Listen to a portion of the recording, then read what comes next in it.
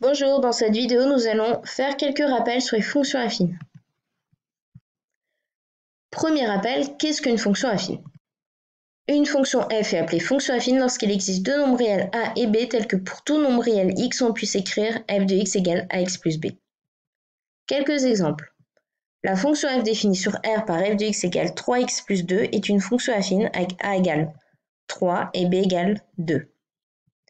La fonction g définie sur R par g de x égale moins 2,567x plus 3,45 est une fonction affine avec a égale moins 2,567 et b égale 3,45. Il faut être vigilant à ne pas oublier le moins.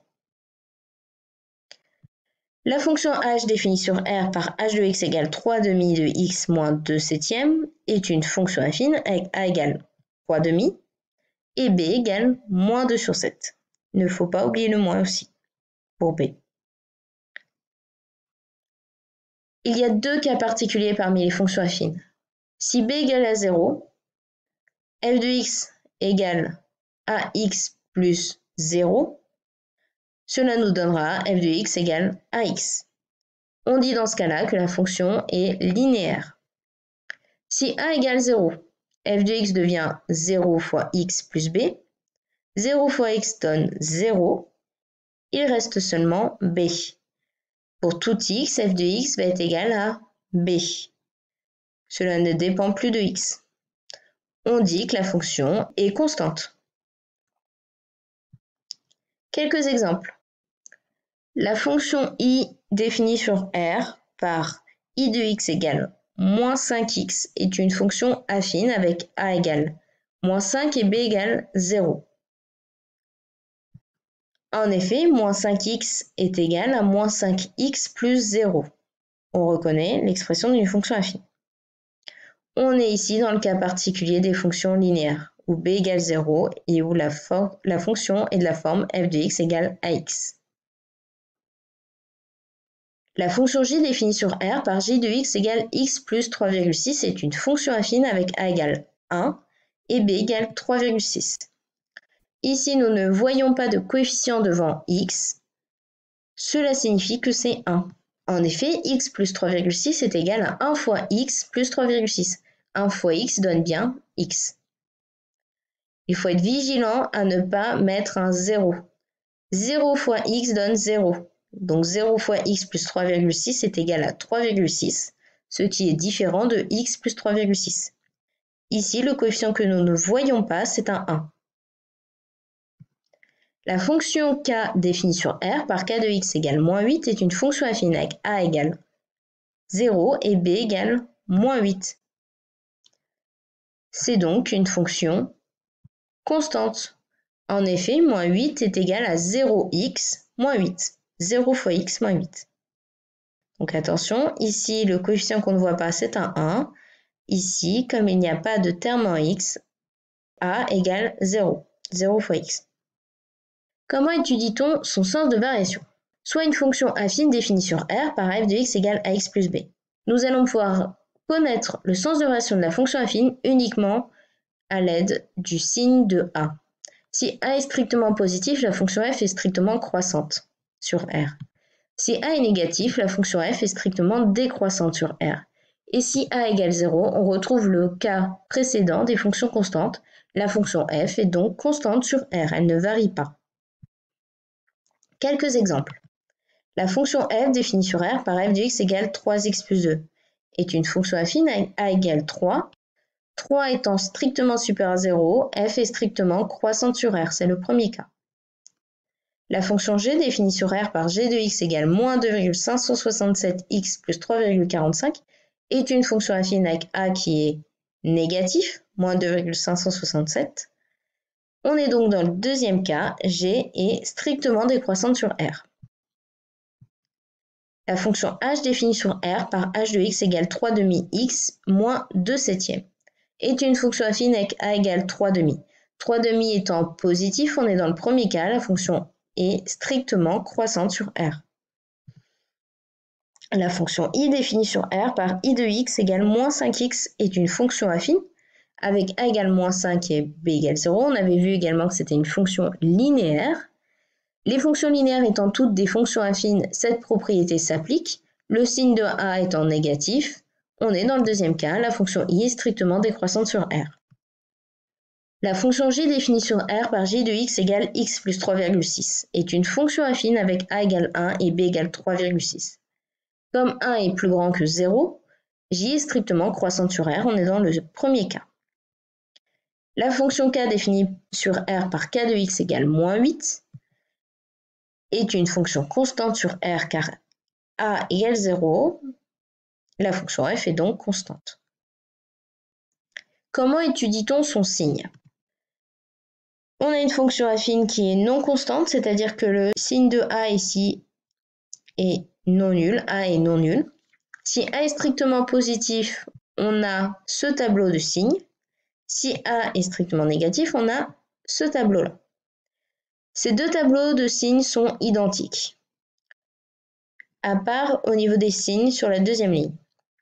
Notre fonction s'annule dans tous les cas lorsque x égale moins b sur a, f de x égale 0 lorsque x égale moins b sur a.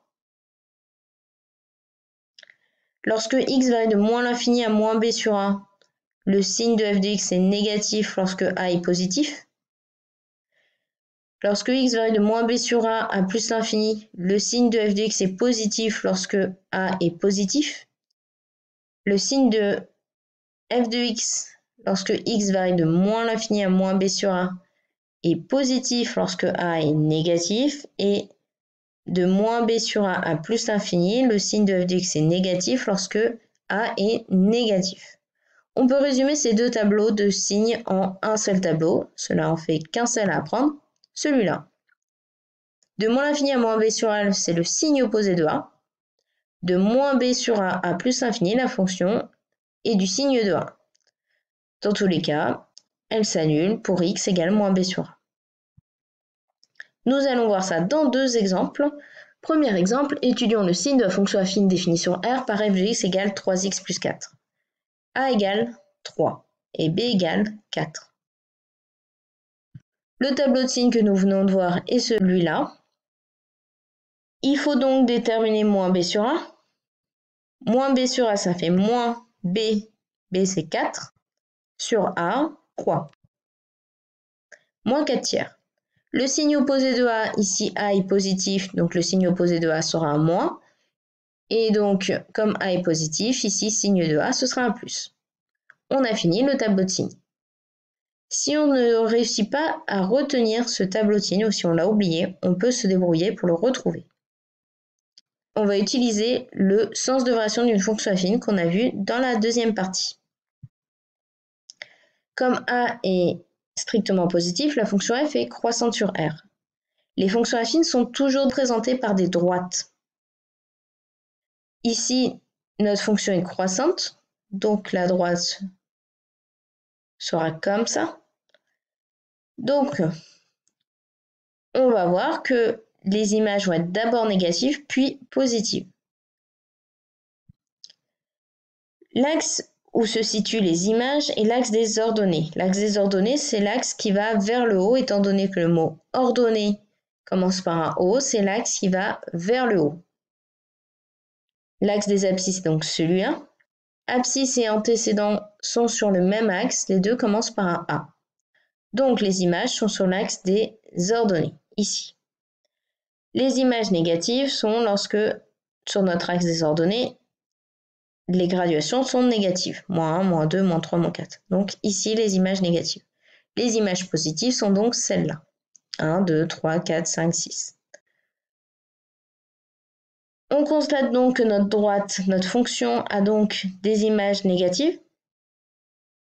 Ici, l'image vaut 0. Puis l'image devient positive et devient de plus en plus grande. Le signe de f de x est donc d'abord négatif. On a vu que les images étaient d'abord négatives, puis l'image devenait nulle et ensuite positive. Nous ne sommes pas obligés de refaire la représentation graphique. Il suffit juste de visualiser une droite qui a l'air de représenter une fonction croissante. Négatif, ça augmente, ça finit par s'annuler, puis ça augmente, ça devient positif. On cherche le x pour laquelle notre fonction va s'annuler. La valeur de x pour laquelle la fonction s'annule va donc se trouver en résolvant l'équation f de x égale 0. f de x vaut 3x plus 4. Donc, au lieu d'écrire f de x, on va écrire 3x plus 4. 3x plus 4 égale 0. On cherche à isoler x, à trouver la valeur de x. Donc, pour cela, on va se débarrasser du plus 4 en soustrayant chaque membre de l'égalité par 4. Donc, moins 4 de chaque côté. 3x plus 4 moins 4, ça va nous faire 3x. Les 4 s'annulent. Et 0 moins 4 va nous donner moins 4. 3x, c'est 3 fois x. Donc, pour enlever le 3 fois, on va diviser par 3 de chaque côté de l'égalité. 3 fois x divisé par 3, 3 fois x divisé par 3, les 3 vont se simplifier. Donc, il nous restera x. Moins 4 divisé par 3 va nous donner moins 4 tiers. Nous avons trouvé la valeur de x pour laquelle l'image s'annule, f de x égale 0. Cette valeur est donc ici moins 4 tiers. Nous avons retrouvé le tableau de signes qu'on avait trouvé précédemment. Deuxième exemple, g de x égale moins 3x plus 2. A égale moins 3 qui est négatif et b égale 2.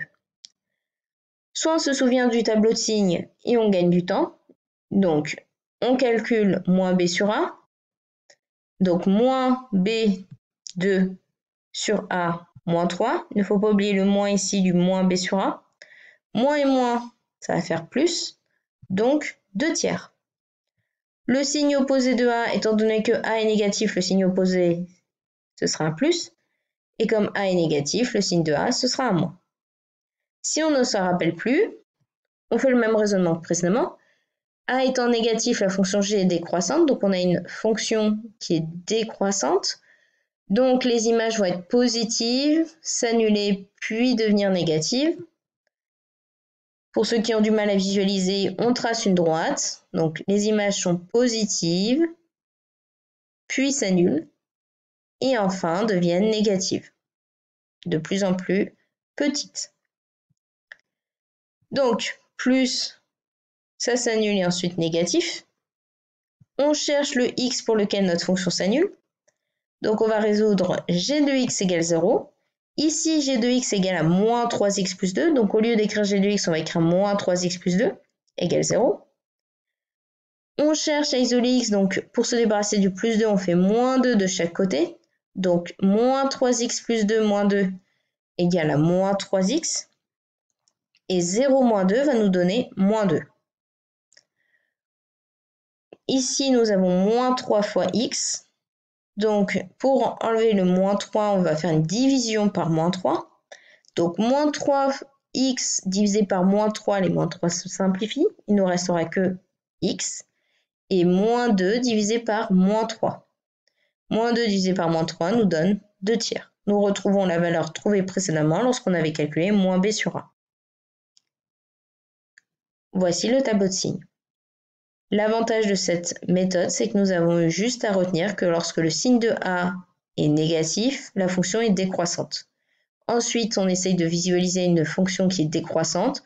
Les images sont d'abord positives, elles diminuent, puis elles s'annulent, et enfin elles deviennent négatives et diminuent de plus en plus.